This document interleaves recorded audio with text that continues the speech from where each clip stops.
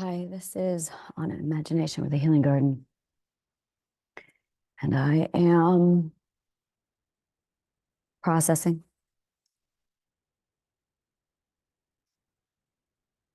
I was in a session yesterday, and something was said that brought something up that I had worked so hard to suppress on purpose.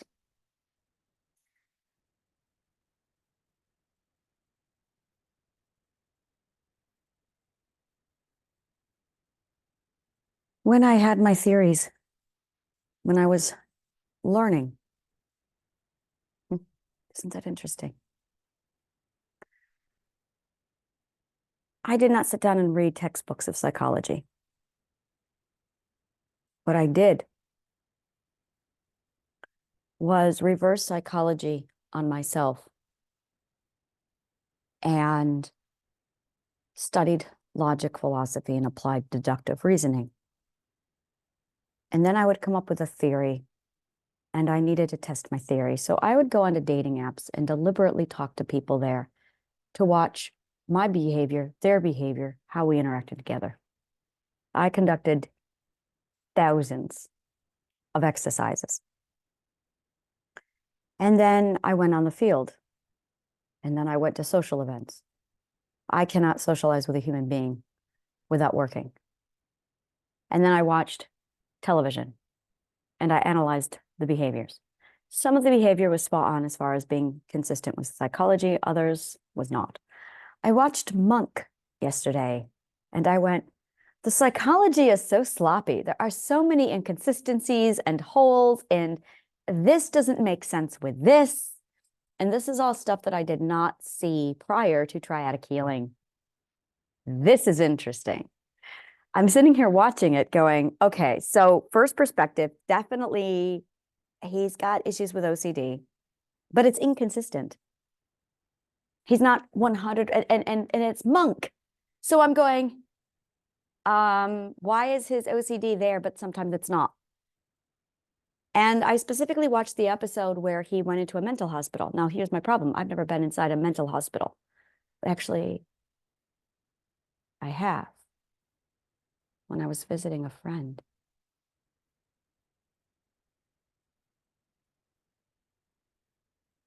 Everyone was quiet and depressed. Everyone was depressed.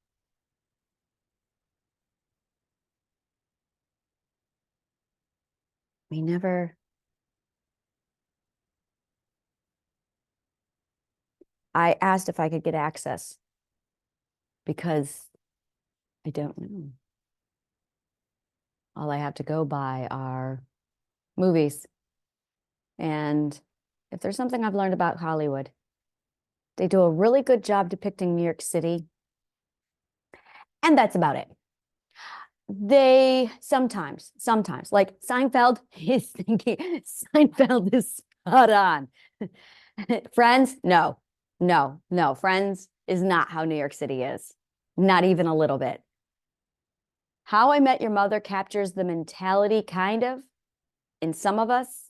Okay, the only time How I Met Your Mother was accurate on New York City was when the woman said, yeah, can you take me home? Well, where do you live? Just over the river. You told me you were a New Yorker. And then boom, he launches into the lecture. The lecture. We all know. If you're here, you know which one I'm talking about. That was accurate, but that was it. The rest of it, it's not New York, but Seinfeld's New York. Oh my God, is Seinfeld New York. So it's like, and I guess, I assume that they also depict California and Hollywood correctly, because if they screw that one up, I mean, they're there. So I assume that what they've depicted as Hollywood and LA is accurate. I assume. Have never been there. But everything else, they're dead wrong about. Fire. Oh, fire. I've been in a fire. And I'm going, whoa, Hollywood got this one wrong. Oh my God, did they? Oh my God, did they?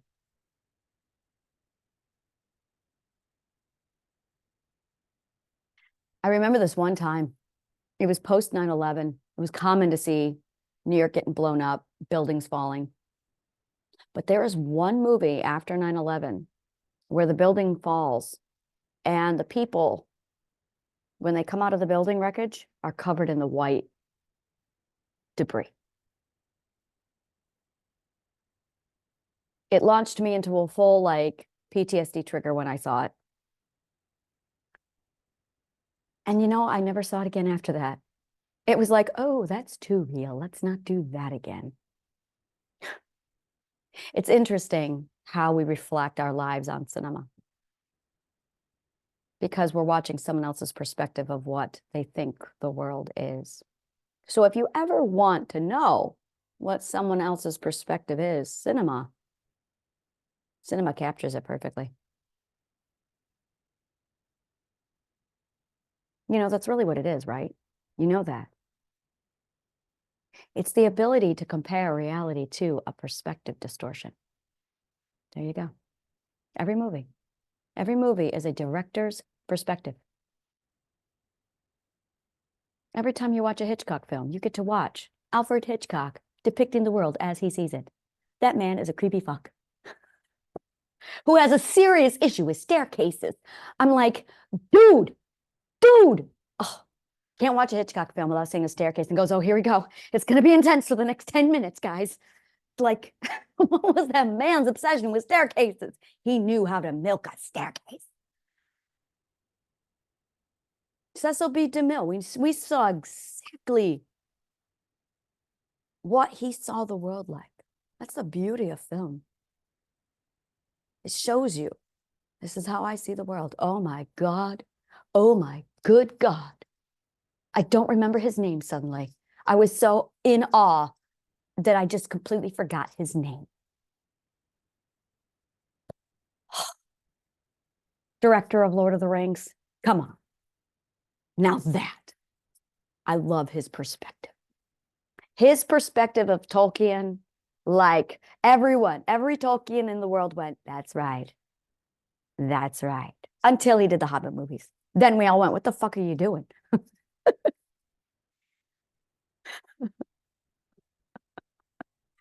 And that's the way it is. Cinema shows us perspective of another person. So we finally can compare.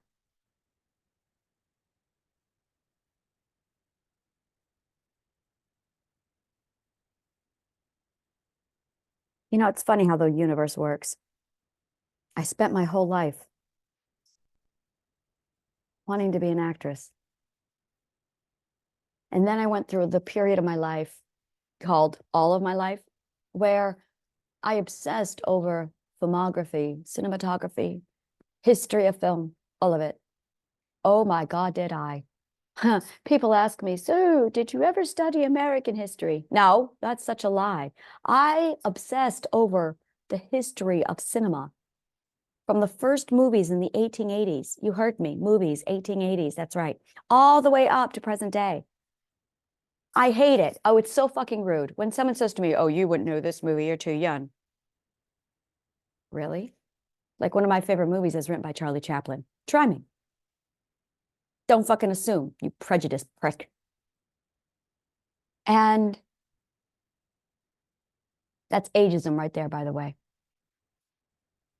And then they start like, they'll say something like, oh, well, Hogan's Heroes. And I'm like, yeah. And then I'll throw off like 10 more at them. Like, don't assume. So it's absolutely beautiful. Oh my God, I love watching cinema. And then my favorite thing was watching the documentaries. Oh my God, the behind the scenes, that's the real juice. Like that, I'm going, yes. And I would just pull it all in. I was the nut job who watched Lord of the Rings and then watched the making of Lord of the Rings.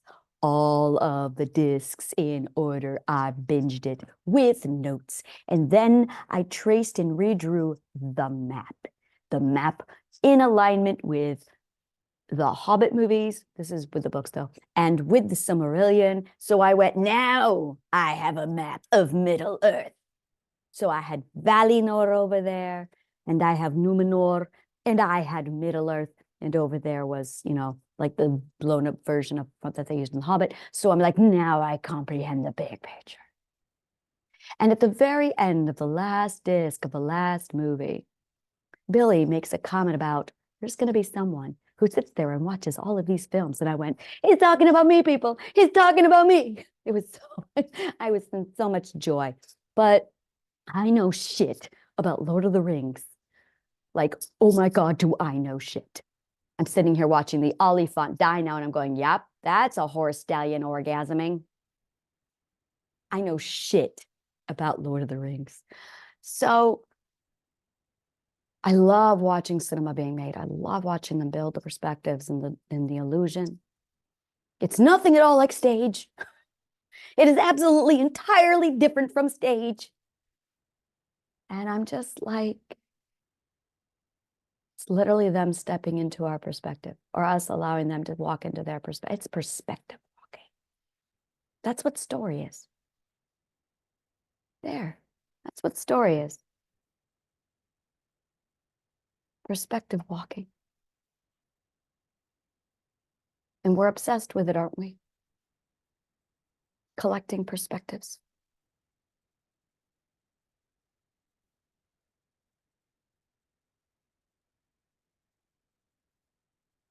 She said something yesterday in my session, in her session, and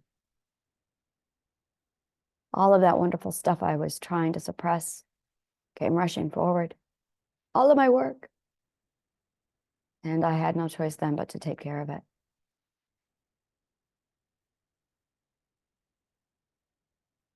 And it wasn't my choice on whether or not I was ready for it. Clearly I was. That's why I remembered.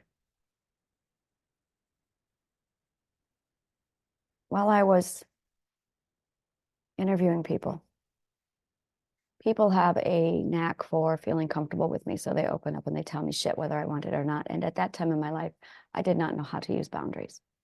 So everyone opened up and told me everything, and I did not know how to use a boundary to say, I don't want to hear it. So I ended up hearing everything whether I wanted to or not. And I heard everything.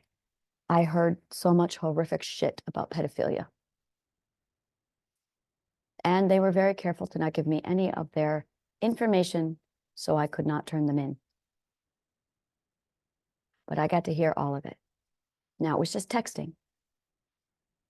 It was just texting.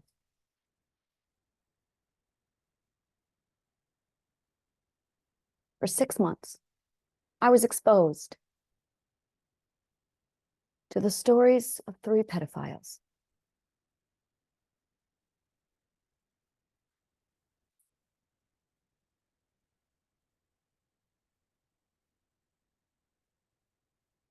And I learned all of that truth.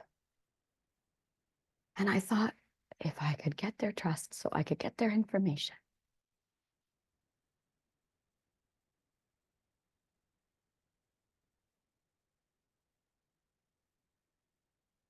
I ended up in the mental hospital in May of 2021 because it got so bad. And I call that the 5th level of the subconscious mind. And then I avoided it. Didn't want to hear it again. And it took me a long time to put myself back together. I went through about 2 years where I lost all faith in humanity. And I went through a period where I went, you know what? This whole fucking planet can just burn. Good fucking riddance. And when you're this good in psychology, you can't just walk into a therapist's office and say, can you help me? Yeah. I have to do my own work. And people are like, well, every therapist needs a therapist. Yeah, except I'm the only one with traumatic healing. So what I ended up getting was a lot of psychologists and therapists telling me a bunch of garbage from Freud. And I'm going, really?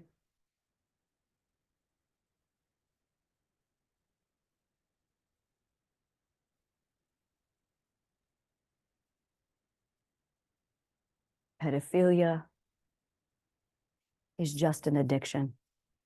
That's all it is. I could not see it before because, well, there were many reasons why I couldn't see it before. I had yet to invent traumatic healing. I had not yet at that point in time done the work to see that side of the perspective so I could go, oh, I see what this really is. Now that I could perspective shift, and now that I could flip the other side of the coin and see it, I could see it. So yesterday I was able to sit down and I remembered what they said. I remember the hatred, the self-loathing of themselves. I remember them desperate to stop and they didn't know how. I remember them terrified, not having anyone to talk to fix it.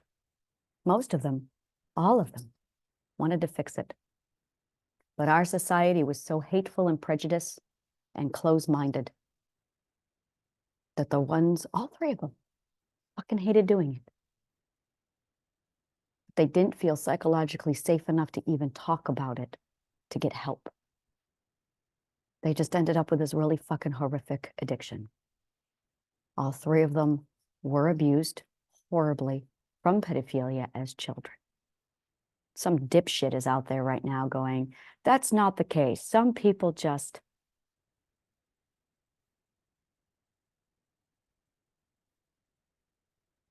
The truth is we don't know, because the people who do this are so fucking terrified of talking about it that they're on their own. And as soon as I got dragged into that fucking world, I was on my own too. There is no one. People are more interested in damning you and locking you up than helping.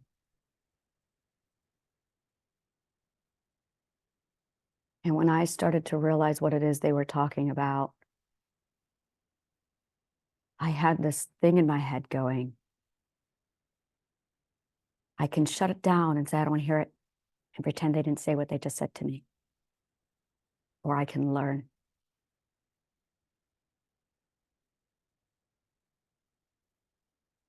I didn't have any information. I had no fucking way to report.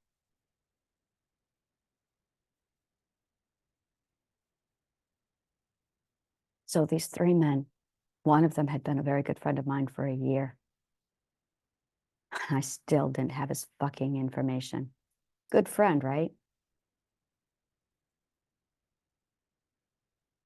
And all three of them opened up and they showed me all the variations and all the colors and all the sides of pedophilia. One of them worked in a ring, a traffic ring. He was one of the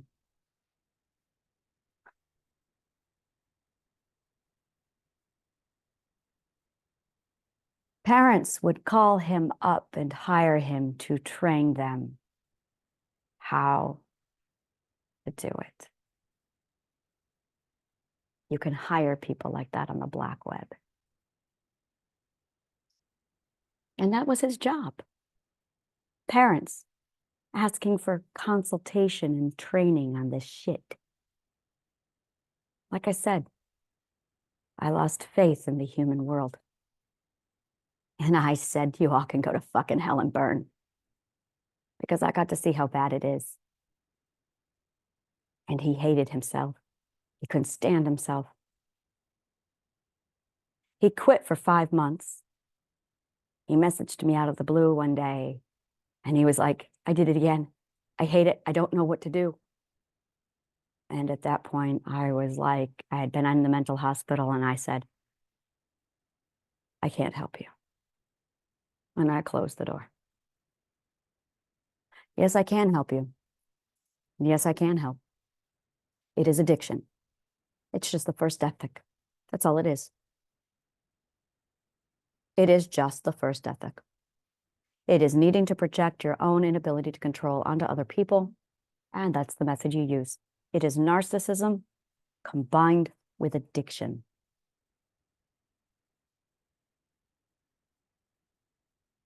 And I was so busy closing that door since 2021 and not daring to look back at the fifth level of the perspective, or I'm sorry, the fifth level of the subconscious mind, that I forgot all the valuable information I have down there. And I started digging it out last night when I was resolving all of these horrors in my head.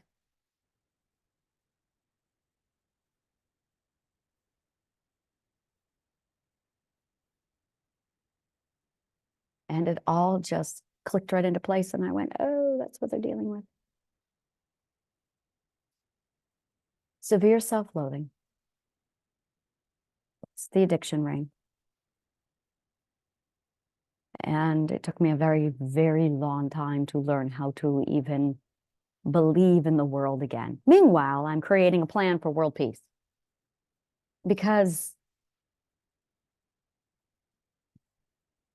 I had to believe that there was good in the world somewhere, even though I wasn't seeing it. I talked to professionals, I talked to cops.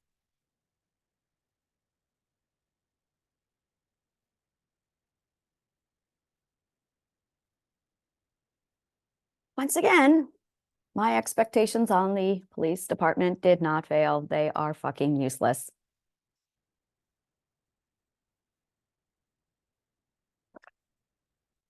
Just a bunch of bullies with guns.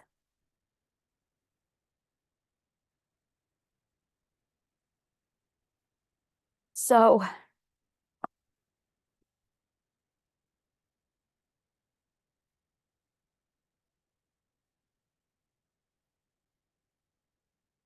second and third perspectives.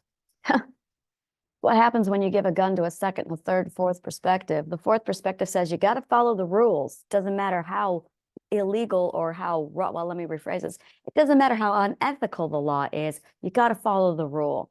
Second perspective says, oh, we got to make sure we honor everyone in the tribe. And third perspective says, what's in it for me? I don't give a shit. Just give me a gun so I can bully people. So I can feel empowered because I'm too sick to take care of my own shit. And these are the people that we trust our law enforcement to.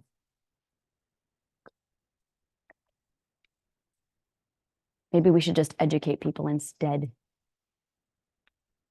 There is a belief out there that if people had the option, they would be horrible with each other. Third perspectives believe that. And there are people who believe in the good of mankind, that people can self-govern. They don't need law that's actually true. If an individual, if a person does raise their education, yeah, eventually they do self-govern. They do hold themselves accountable, fifth perspective, and they become pacifists, sixth perspective. So if you get people beyond the fourth, fifth, and sixth perspective, I'm going to say that the fourth, fifth, and sixth perspective is what I call how to be civil without law enforcement. That's really what it is. How to be civil. 1, 2, 3 is foundations. Foundationals.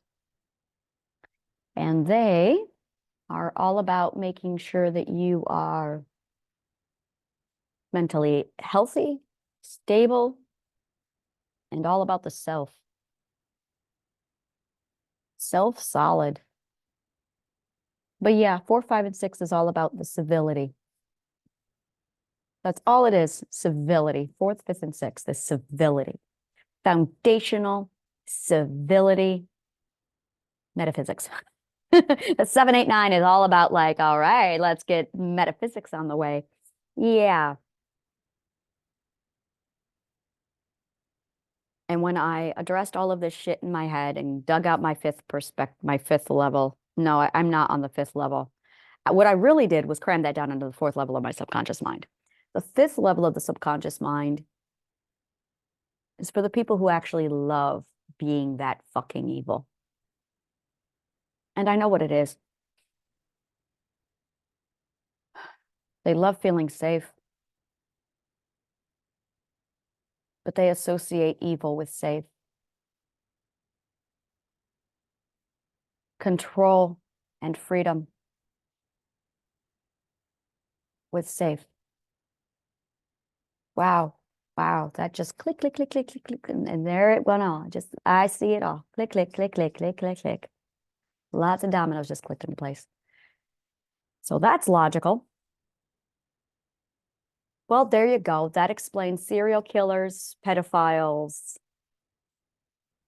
the dark triad, Machiavellian, and psychopaths. They associate control and freedom with safety, evil with safety, and love equals feeling safe. But their definition of love is actually euphoria mixed with adrenaline high. That is what they think is love. It's an adrenaline hormone rush. It's an addiction to their own hormones. It's the hierarchical power, feeling like they are at the top and above the law. So no one can hurt them because they associate top hierarchy with safety. It gives them an omniscient point of view so that they feel in control. And that control and that level of freedom equals safety. So that is how they think. And they are in the fifth level of the subconscious mind.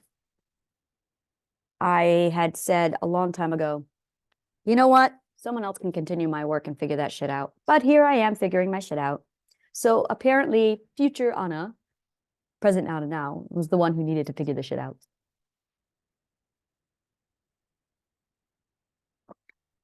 But I'm mentally healthy enough that I have the constitution now that I can dig this shit out. Recall what it is they all said to me and put the pieces together. So that's what I'm doing. Strangers are not the ones who do pedophilia. Most of them are parents. Most of them are parents. Uncles.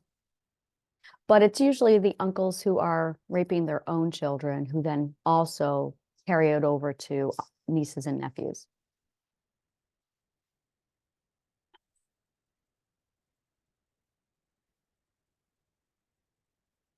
So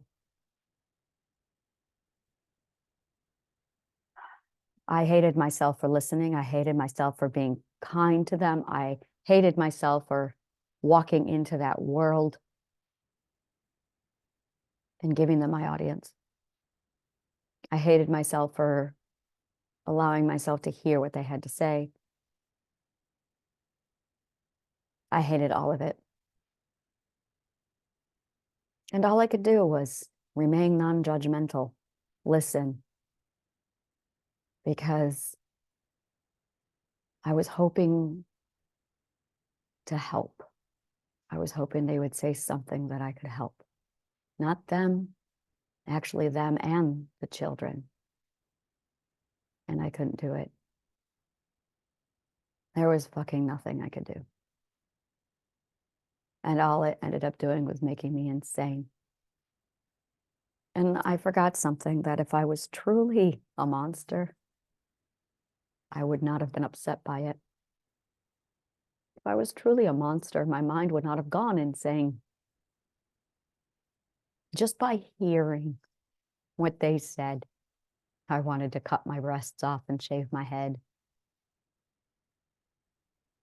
And then when I got into the ER, people were like, why are you here? I want to kill myself. Why? I can't tell you. Because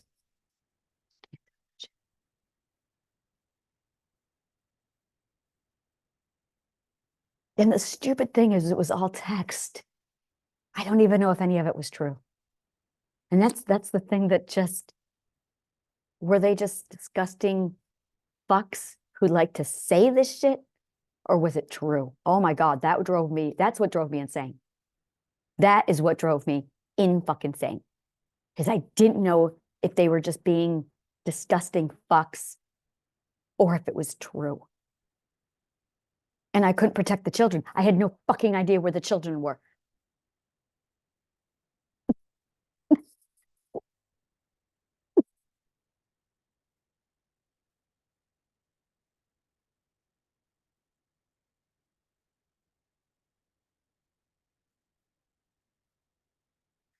I feel it whenever I talk to somebody and they find out I'm a psychologist or I have my credentials.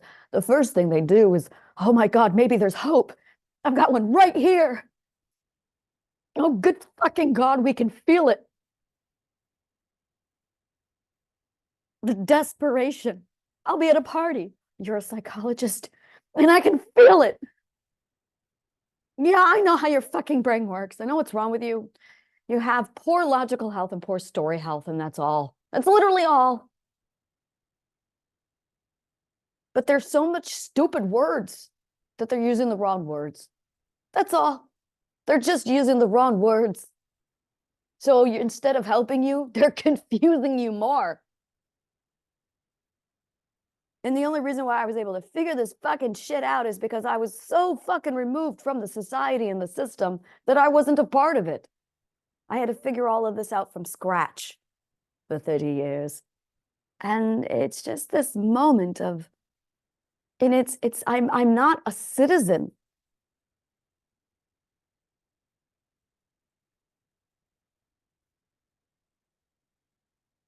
My parents, everybody would yell at me about, you're an American citizen. Really, I am so fucking removed from your culture and tradition. It doesn't make any sense to me. Like, none of it makes sense to me. I was never here. Since I was 4, I've been literally dancing with metaphysics. I've been with Pythagoras since I was 4 years old. So I've been living in the past. I've been living on other realms. I've been living in Aristotle's mind. I've been living with Plato. I've been living in books. That's why I talk funny. Oh my God, the amount of abuse I got from my accent. And it's just like, I grew up listening to BBC television. And then my audiobooks. There were months where I would just listen to books from all over the world. And I'd walk away for like weeks talking with these accents. I remember one friend, oh, I love him to pieces. I had been binging Doctor Who. So the first time we talked, I was speaking in a British accent because I literally got done with like 9 months of Doctor Who. And I had stopped, I had just ended the binging. And it took me like a good month for the accent to go away and go back to whatever this is out of my mouth. And he was like, you're not British. And I'm like, no, I just watch a lot of BBC. And that's the interesting thing is it's also, there's a lot to it. There's also, it's the mimic mirror response.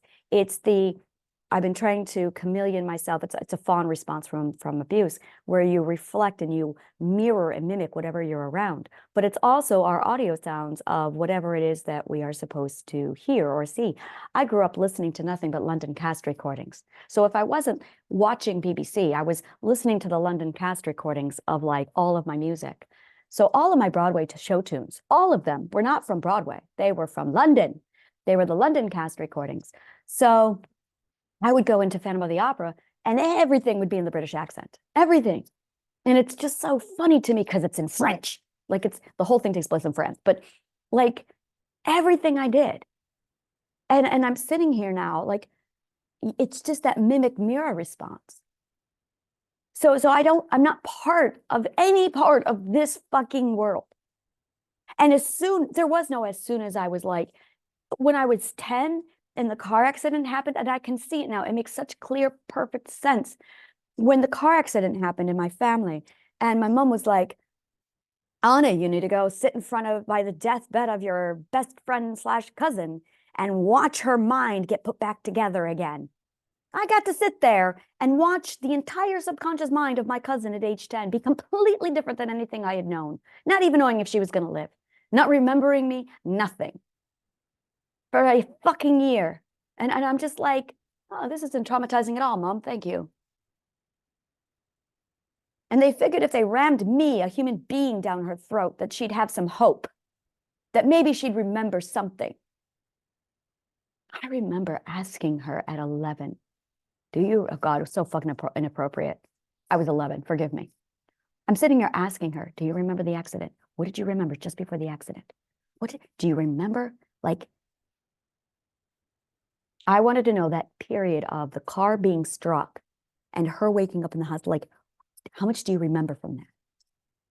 Really fucking horribly inappropriate. Like, oh my God, I was 11, but what the fuck, Anna? Come on. I mean, I was 11. Forgive thyself. Forgive thyself.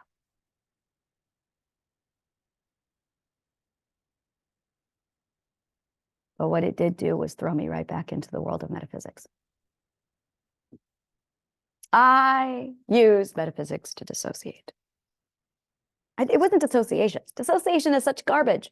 Dissociation is when you feel nothing. Oh, I felt everything. I felt everything.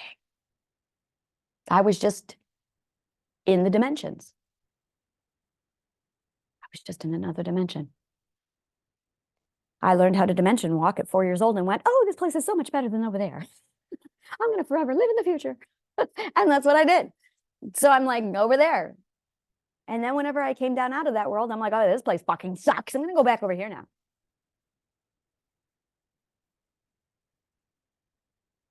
I grew up in books.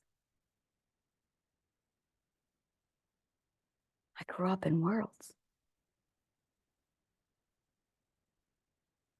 I grew up in the minds of geniuses. I fell in love with Edgar Allan Poe. I fell in love with Miguel de Cervantes. I fell in love with Shakespeare. Their words reached me from across the centuries. And with them, I was home. I was never alone. I mistook being misunderstood for being alone, though. That was the pain. I called it lonely. It wasn't lonely. It was misunderstood. We use the wrong words all the time. Lonely doesn't exist. Being misunderstood does. Being misunderstood is isolation. But we don't have those words. We don't have that understanding. So we call it lonely because we don't know what else it is, because we are that ignorant. And it took growing up in a completely different realm my whole life before I could finally understand this. It was 2015 that I was finally able to come back down and stay down for a while. I remember the day my children were 1 foot taller and all my plants were all dead. And I went, how long was I gone? How long was I gone? I had been living in the dimensions for so long that I don't even know how long I was gone that time. They said it was dissociation. And I'm like, you're an idiot. It's not dissociation. That's what we call dimension walking.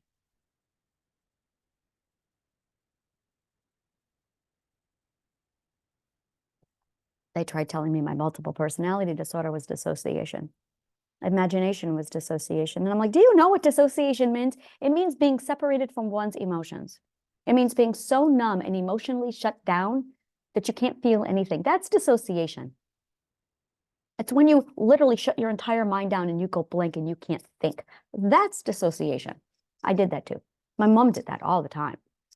Now I know why. My mother was a lot of this. I watched my mother with her insanity. And I wanted to understand her. I just wanted to understand my mom.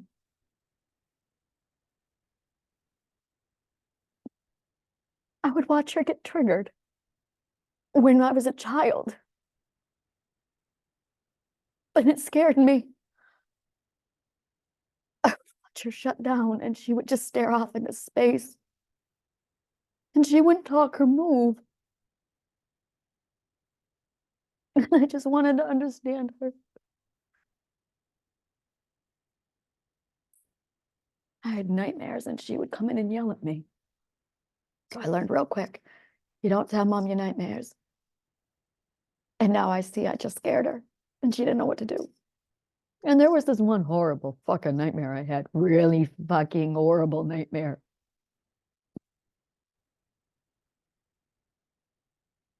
Her arms had been ripped off. And there was blood everywhere. And my dad was running from her. And she was this bloody mass chasing us. I was 5 when I had that nightmare.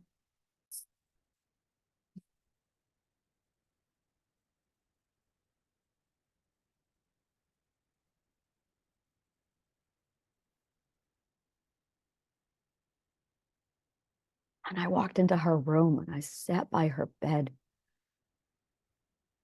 And I just cried.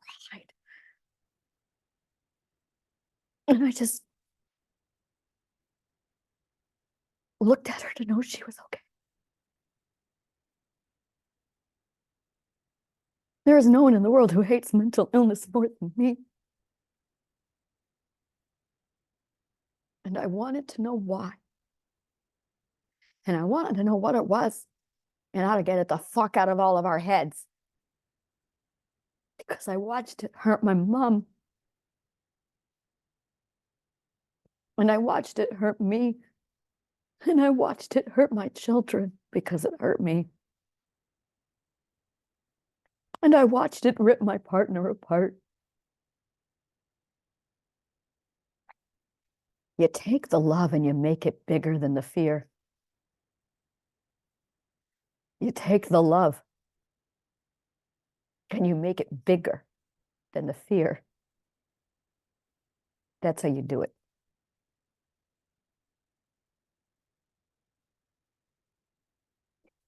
You get determined to make the love bigger than the fear. That's how you do it. You choose to love more than you fear. Because love literally, truly is the cure to all of this shit. You have to love more than you fear. That's the way out. You have to become fucking determined.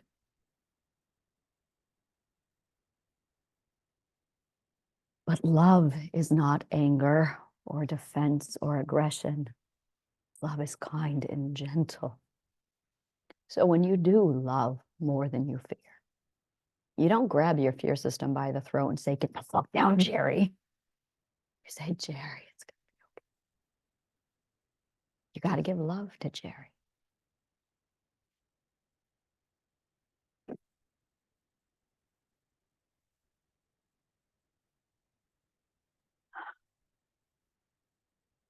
Every day, I try and figure out the next stepping stone. So I manifest the next stone. And last night, I said, how am I supposed to? What's the next step? And at 3 a.m., as she always does, she said, make them aware.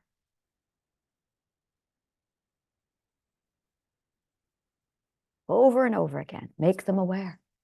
Just make them aware. And my gut, my instinct, my every little being in my body is going, this is just ignorance. So educate them, Anna. Make them aware. It's not mental health. It's logical health, and it's your story health. And if you are not aware of your logical health and your story health, well, who's managing that? And all of the information we have right now is going mental health, mental health, mental health. Everyone needs to just be quiet. Can we all just please be quiet? Because I'm not going to shout.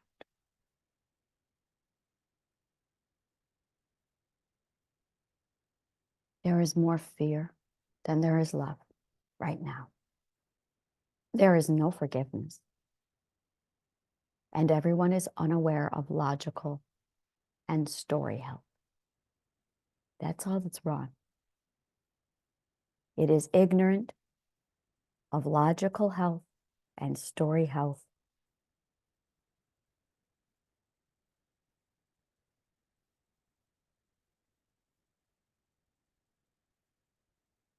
It is the fact that there is more fear than love, and no one is practicing forgiveness. No one.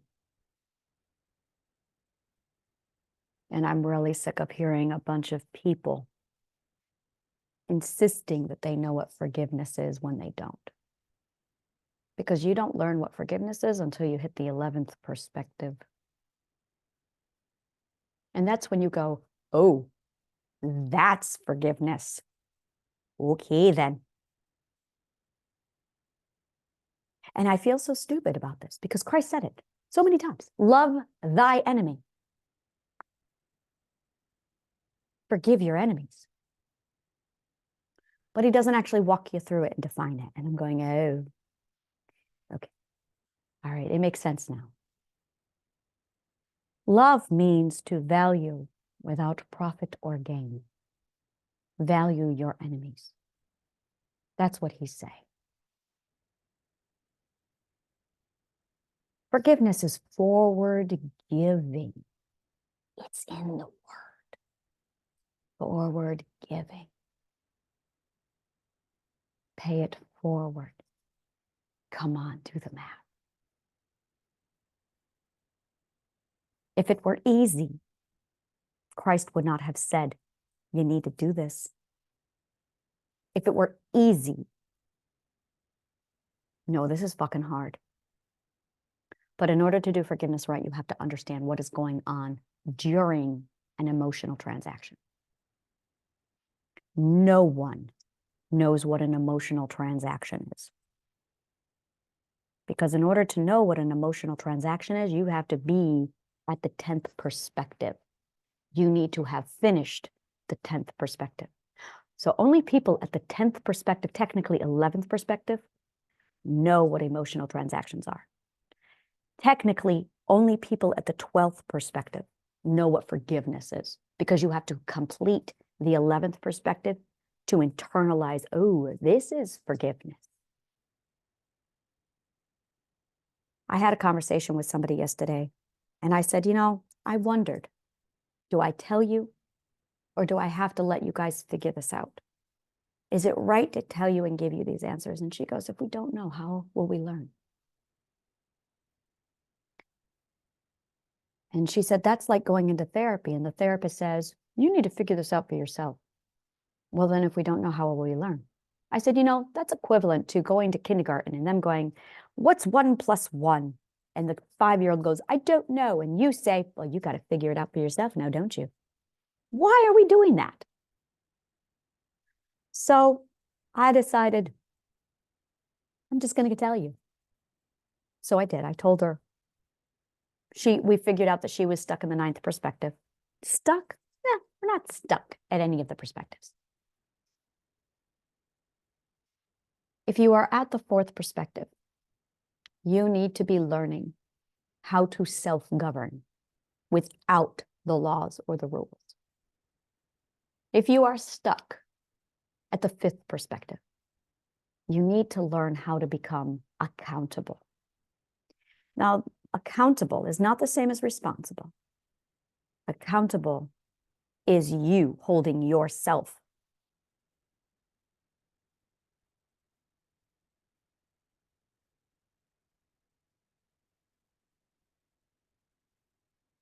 It is you judging yourself. That is what accountable is. You judge yourself. The thing about accountable, it is not something anyone else can force on you. We see this a lot with our own justice system. Oh, well, we're going to hold you accountable for your actions. You can't do that. Can't do it. That's not there is only ever self-accountability. You can never hold someone accountable for their actions. They'll just resist it. No, you have to become so authoritative that you become your own judge.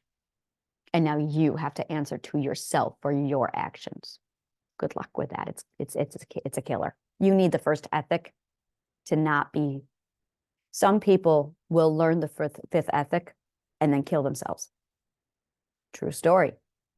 Because if you don't value yourself and suddenly you realize your transgressions. Oh, you've got a lot to answer for, but you're not answering to a God. You're not answering to the universe. You're not answering to the people you hurt. You're answering to your own ethical law. It's literally when you finally reach that point where your ethical law has value, and suddenly you go, oh, I've been an asshole. And you know what you have done. And now you have to answer to yourself for that. So how much of an asshole were you? Now, there's a lot of people in the third and fourth perspective who know what they've done, and they don't want to grow because they know they're going to have to answer for their shit, and they can't forgive that. They already hate themselves. Because if they get to the fifth perspective, if they actually learn the fifth perspective and move on to the sixth, they know their sins are so great that they will kill themselves. That's why you need the first perspective. Because when you make that crossover, that first perspective is what solidifies you and keep you in place. If you are stuck in the first ethic, if you have a drinking problem, if you have a substance abuse problem, if you self-mutilate, if you're a pedophile, if you have an addiction, if you use anything else, if you have a substance or an emotional prosthetic so that you bypass yourself, if you have self-loathing, you're at the first ethic. And this is what you need to learn. Self-discipline. It is prioritizing problem solving over fear. You have to learn how to discipline your emotions to use logic, which means you have to learn how to soothe your own fear system. To soothe your own fear system, you require 4 things. Empathy, another word that we have botched to the point where no one knows what it actually means. Validation,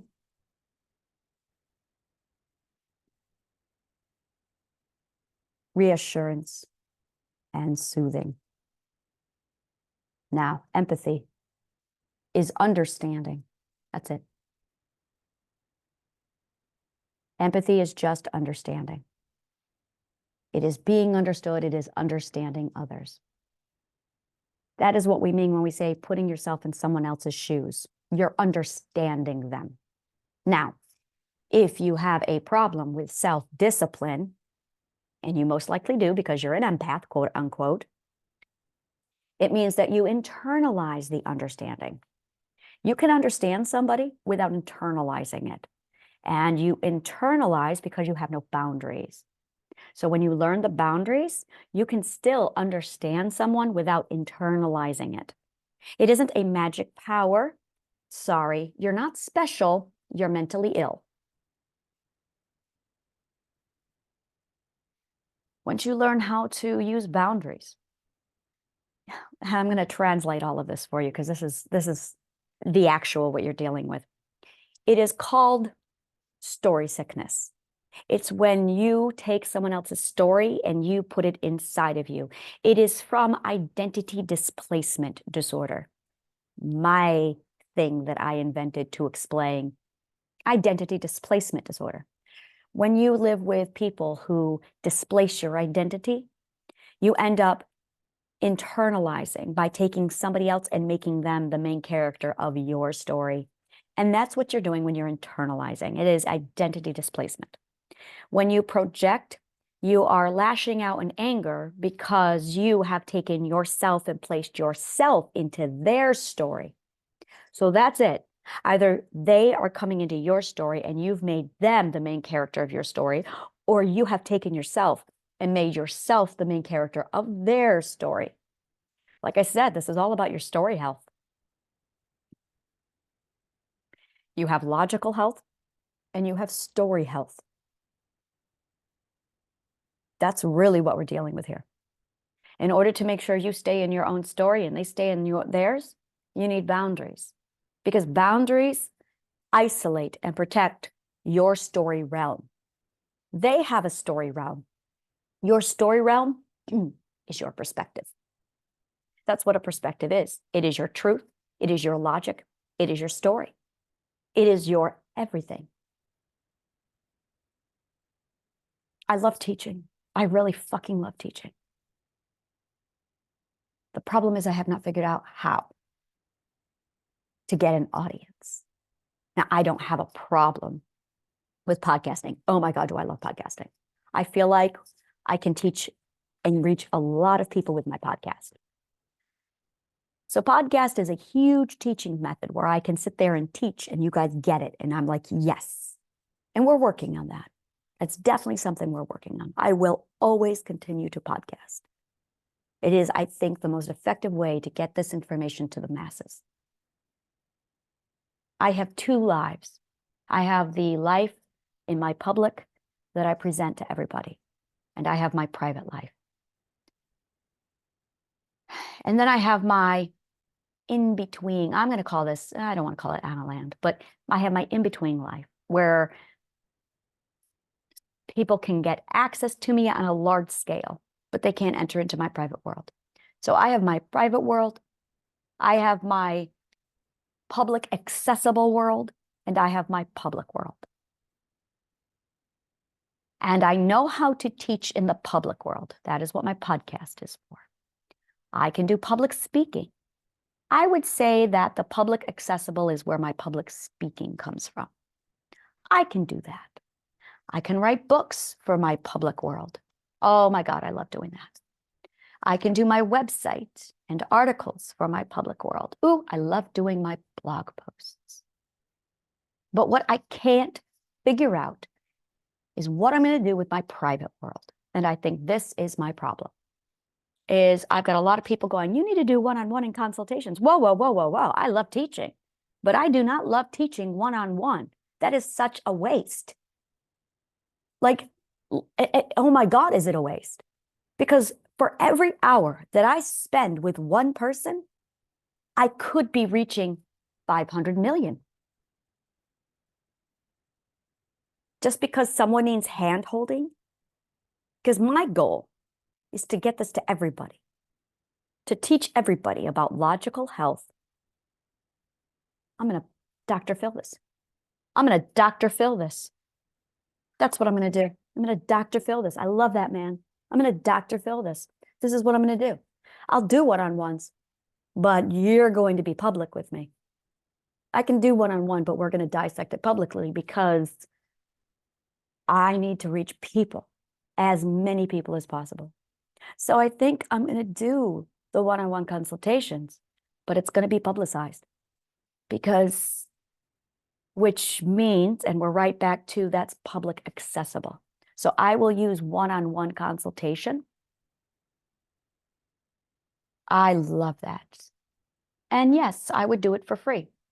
That way I can do the free one-on-one consultation while we're doing it live on the podcast so people can see the workshops being done live. I love that. Yes, we'll do it. Because I don't like doing private teaching. I fucking hate it. I also am putting together an online course for the DIYers. And that's being built right now. And then I have my case studies, which is my own personal laboratory thing that confirms the research. Because I believe in a one-size-fits-all. Because the fucking subconscious mind is predictable. One size fits all. And I was thinking about this. We're going to analyze this, people. No abuse is unique. That's the first lie. Oh God, there are so many lies.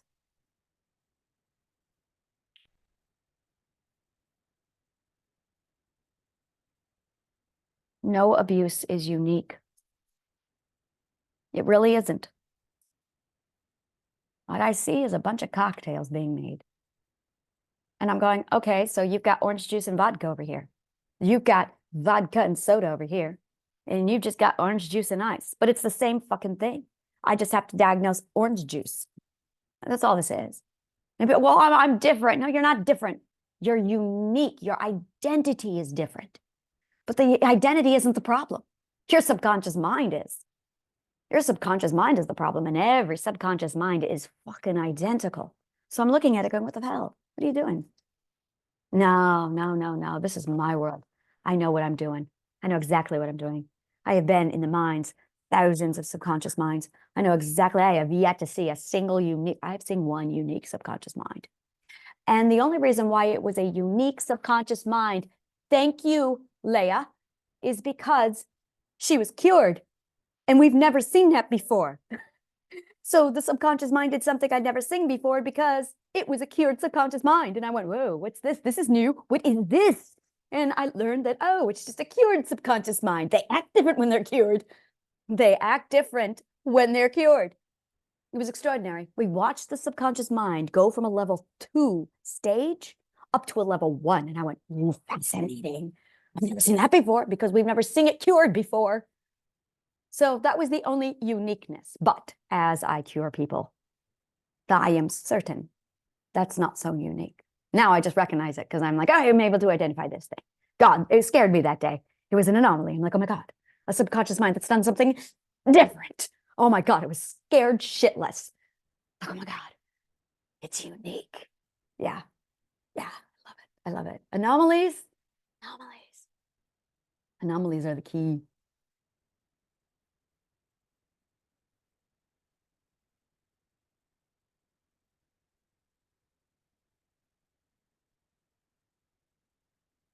I have not figured out what my private world is going to look like yet, but I think I have figured out my public accessible life and I have figured out my public life. The only thing I have not figured out is my private life and how I want to work with people one-on-one in my private life. Because right now I'm thinking, you want an hour of my time? $45,000. Because you're taking away from the world. You're taking away from the world. Yeah, $45,000.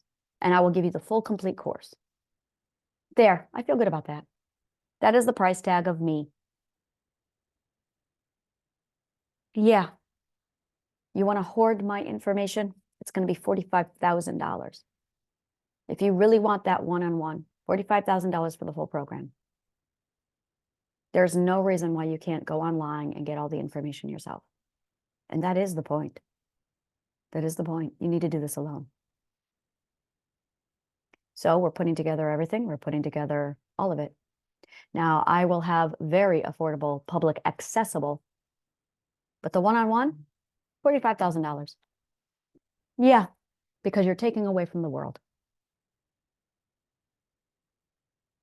That's the price for taking away from my people. Yeah, I feel good about that. And if you need it, great, but it's going to cost. Because that is how valuable my time is. Because for every hour that I spend working one-on-one, yeah, yeah, yeah, it's a hefty price tag, but I know what I have. I know exactly what I have. All right, I feel good about this. I feel really good about it.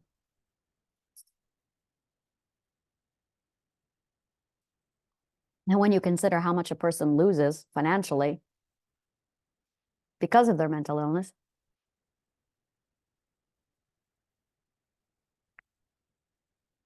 yeah, I feel good. All right.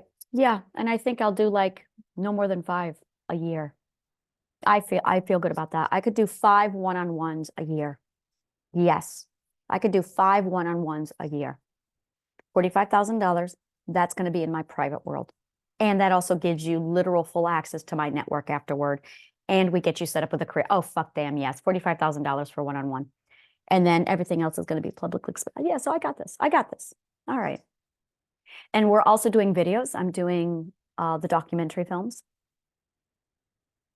All right. Now I feel fantastic. All right, then.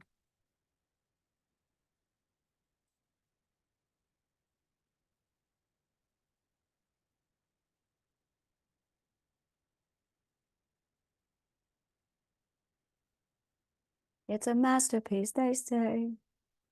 They will cheer every word, every letter. I wish I felt that way. I believe I can put it better.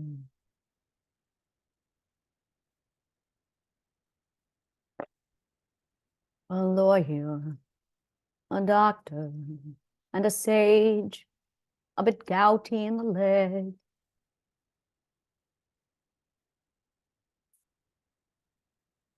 It's strange to think that here we are playing midwives to an egg.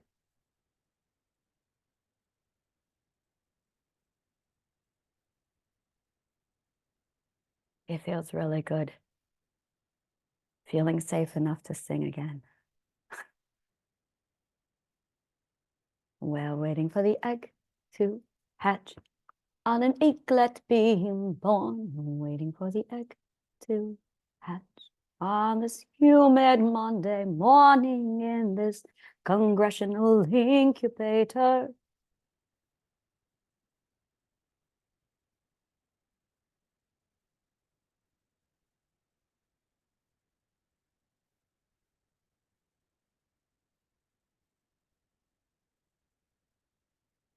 One word, just over and over. One phrase, make them aware. Awareness, education. Feel like I'm playing chess with the universe. Oh, I know I am. I believe that education is the cure to mental illness. And I believe that if I provide the education and the knowledge in a very simple, easy to be understood format, in less than 90 minutes, utilizing all of the stage and the theater that Plato taught me, that I mastered with Shakespeare, my comprehension of metric and story and stage, understanding the value of that for teaching and learning through entertainment, tears, and laughter from the Roman theater itself.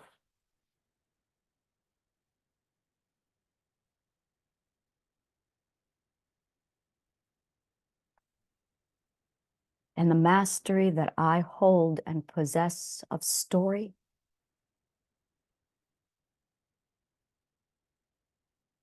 that I can educate you on logical and story health so that you will understand in 90 minutes. And when I am done with you, after you have watched my play or my movie or my book, or listened to my song, you will be cured. I know this.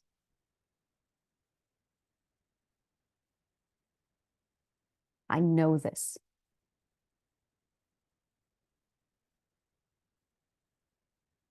Everything in my life, every little weird thing in my life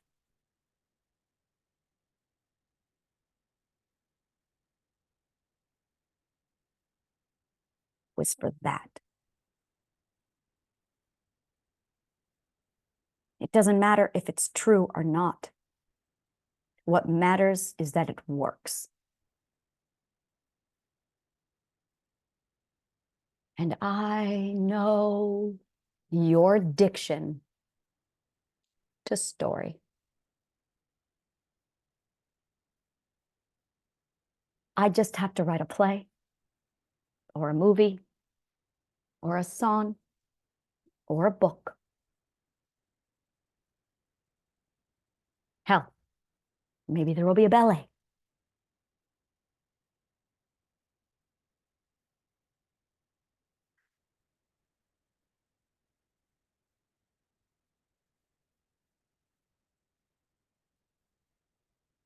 You just need to understand logical and story health.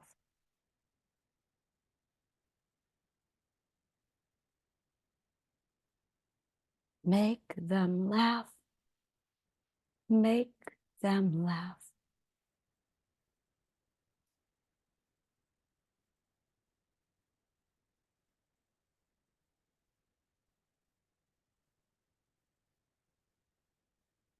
We loved talkies.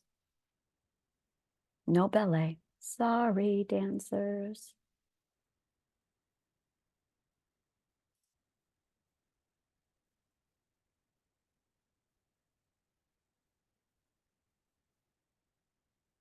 Story of your life.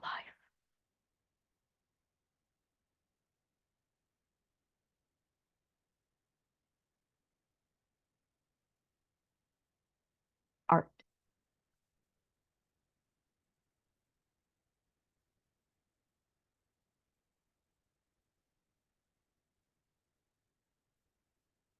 What do I want to teach you? How to see a new perspective.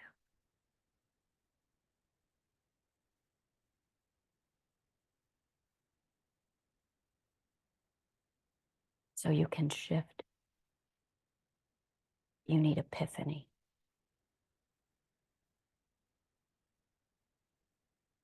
You need to know and understand. You need to feel safe. Make them laugh. Safety is always laughter.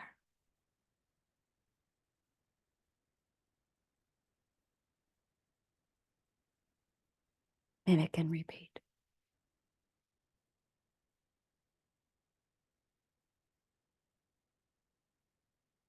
Rhythm and metric.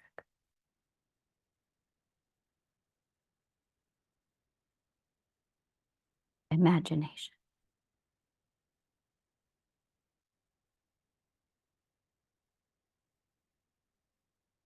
Show them, don't tell them.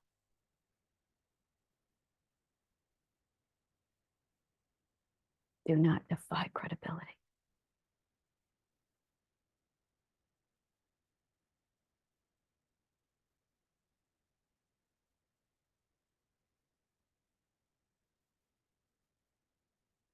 Show them what the mind can do.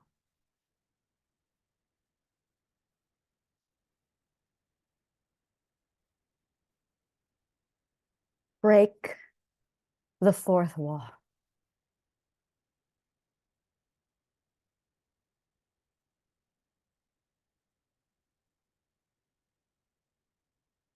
Make you part of the story.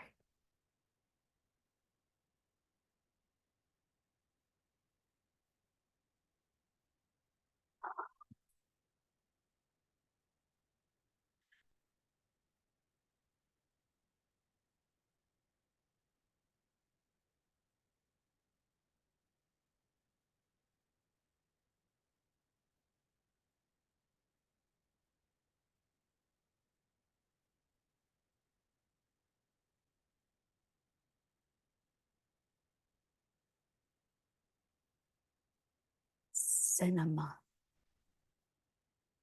pulls you into a perspective. Shows you my mind.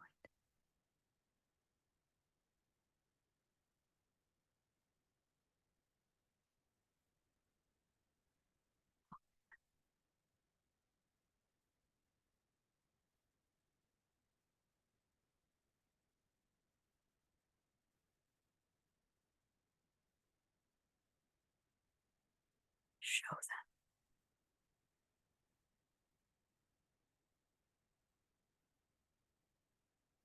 them. Adventure.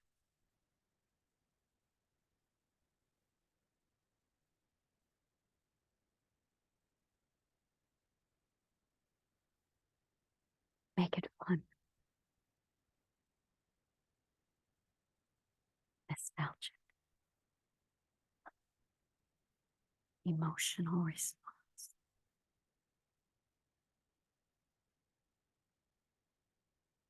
I just need to make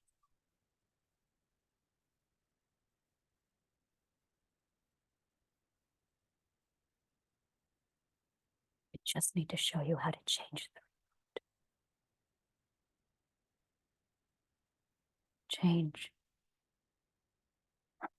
the channel.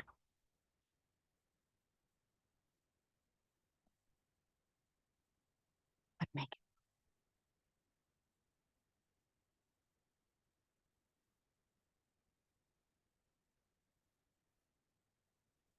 All right. I think I know how to do this. Play with me. I know exactly how to do this. I have a movie to write. Thank you for your audience. And may the kindest of words always find you.